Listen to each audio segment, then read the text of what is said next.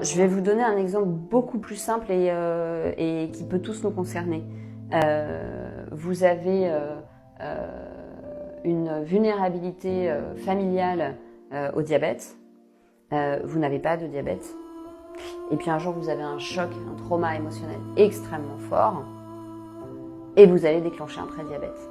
Et ça, tous les endocrinologues qui ont l'habitude de voir des patients en étant un petit peu ouverts à l'anamnèse de leur vie et à ce qui leur arrive, savent très bien que très souvent, quand une maladie chronique se déclenche, il y a quand même une corrélation avec un choc traumatique à un moment donné.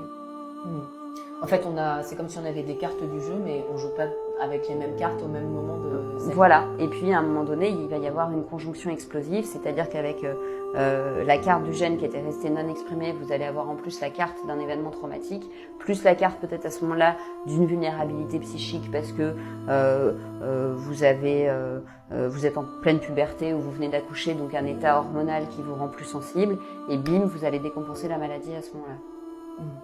On décompense aussi souvent la maladie au moment où on a le sentiment d'avoir perdu ses appuis. C'est-à-dire que le corps s'effondre parce que quelque part, le psychisme doit tenir. Il ne peut pas s'effondrer, et pour ne pas s'effondrer, c'est comme si c'était le corps qui prenait en charge de devenir fou. Pour que le psychisme survive. Pour que le psychisme tienne.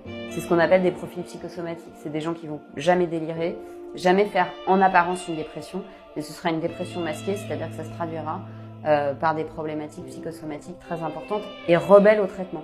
Donc en fait, il faudra, en plus du traitement, vraiment une approche psychothérapique pour décharger le corps de l'émotion qui a été clivée, mise de côté.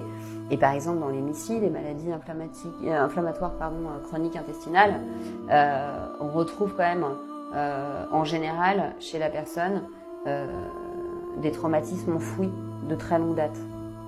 Est-ce qu'il y a des typologies de traumatisme par rapport à ça ou peu importe?